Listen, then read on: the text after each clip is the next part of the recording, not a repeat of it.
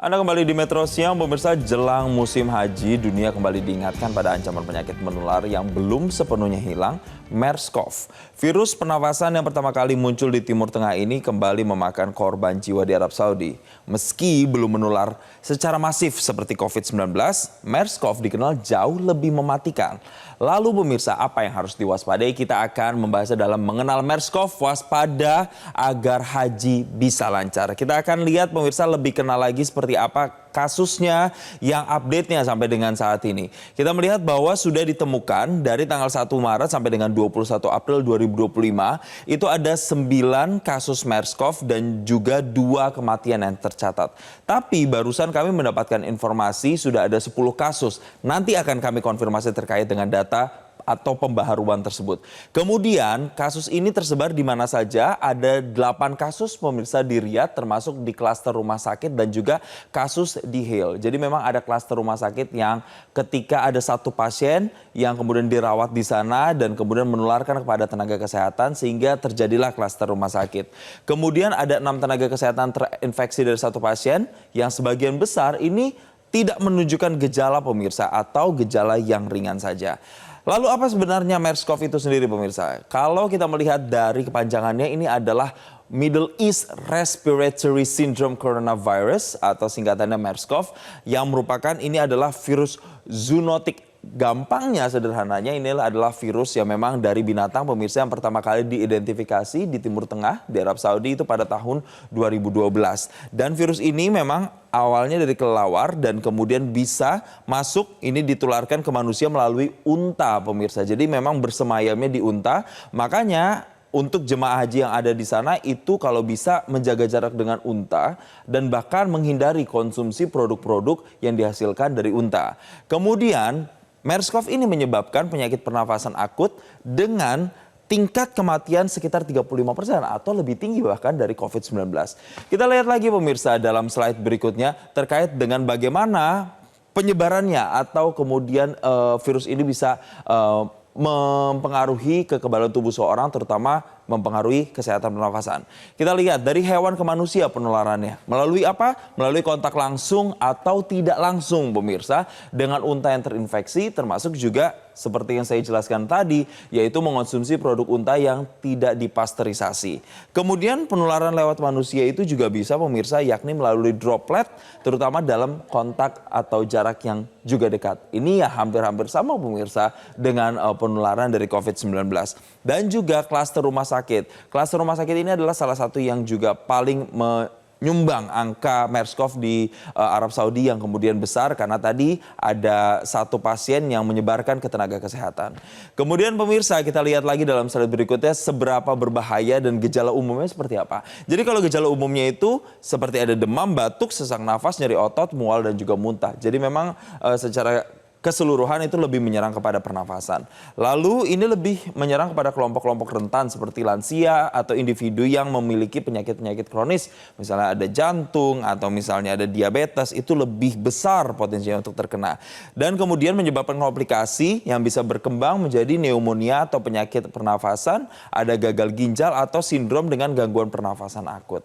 Dan apa kemudian yang harus dilakukan kalau begitu pemirsa untuk menjaga kita? Yang pertama, hindari kontak dengan unta. Kemudian menjaga kebersihan tangan, lalu etika batuk dan bersin. Kalau Anda merasa Anda mengalami gejala tersebut, sebaiknya menggunakan masker dan kemudian melakukan konsultasi dengan pihak paramedis pemirsa untuk menangani gejala atau penyakit-penyakit yang ditimbulkan. Karena sampai sekarang vaksinnya itu belum ada pemirsa. Jadi yang ditangani adalah gejala yang ditimbulkan terlebih dahulu pemirsa. Dan kemudian bagi Anda terlebih khusus untuk jemaah haji, apa yang harus dilakukan atau himbauan-himbauan seperti apa, kita lihat pemirsa dalam slide berikutnya. Agar ibadah hajinya bisa lancar, yang pertama konsultasi dulu sebelum berangkat. Anda harus ungkapkan kondisi kesehatan Anda seperti apa. Kemudian pastikan Anda menerima vaksinasi secara lengkap. Untuk apa? Memproteksi Anda dan menciptakan imunitas atau kekebalan tubuh Anda selama berada di Arab Saudi yang memang berbeda mungkin secara makanan, secara kemudian suhunya di sana. Kemudian Anda juga harus sebisa mungkin menghindari kerumunan. Jika tidak ada dalam kegiatan yang terlalu penting, maka Anda bisa menghindari kerumunan dan Selalu pantau kesehatan, bahkan setelah Anda pulang dari kegiatan ibadah Anda dari Arab Saudi, ketika memang Anda menemukan ada gejala-gejala seperti yang sudah saya sebutkan tadi, maka Anda harus melaporkannya kepada petugas kesehatan. Dan pemirsa, untuk mengetahui lebih lanjut bagaimana sebenarnya antisipasi yang disiapkan agar jemaah haji Indonesia bisa terhindar dari MERS-CoV, kita akan bahasnya langsung bersama dengan Dr. Agus Salim, PJ Evakuasi dan Tanazul KKHI Mekah yang sudah terhubung melalui sambungan Zoom. Selamat siang waktu Indonesia, Dr. Agus. Selamat siang, Mas. Ya, tadi kami update sudah ada 10 kasus. Apakah itu sudah update terkini sampai dengan tanggal sekarang di bulan Mei, Dr. Agus? Betul, bahwa data terbaru hingga 12 Mei 2025 itu ditemukan ada 10 kasus terkonfirmasi positif ya. Jadi yang data 9 kasus itu adalah data yang dipublish oleh WHO berdasarkan laporan dari Kementerian Kesehatan Arab Saudi pada tanggal 1 Maret hingga 21 April. Sedangkan data terbarunya hingga 12 Mei 2025 itu adalah ada 10 kasus terkonfirmasi positif. Baik, untuk WNI secara terlebih khusus, apakah tercatat ada yang sudah terpapar dari MERS-CoV ini, Dr. Agus? Untuk warga negara Indonesia belum ada ya, sebagian besarnya adalah dari negara lain. Untuk penularannya sendiri bisa dijelaskan spesifiknya seperti apa, Dr. Agus?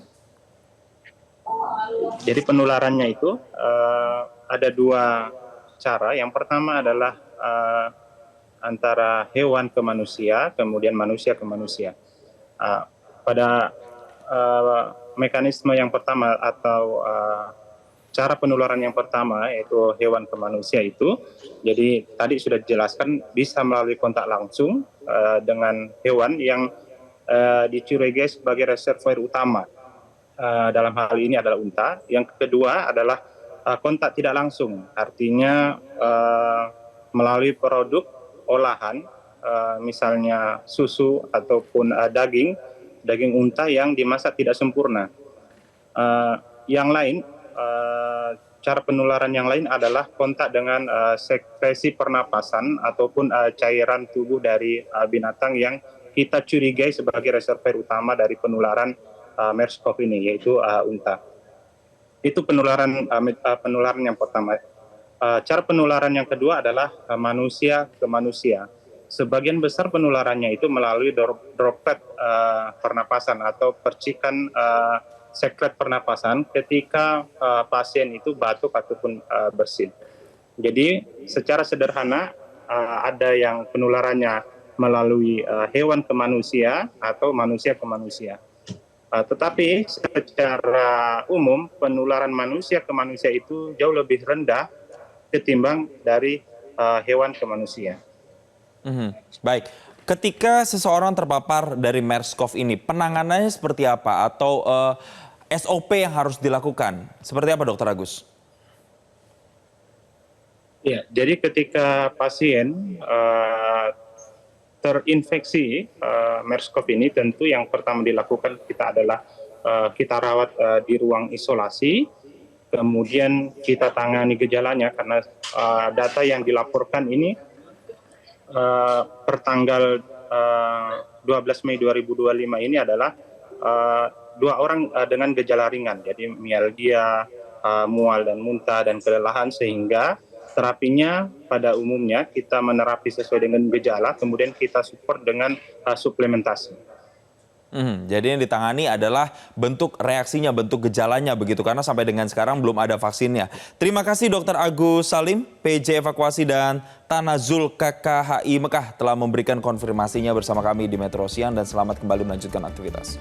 Jelajahi cara baru mendapatkan informasi. Download Metro TV Extend sekarang.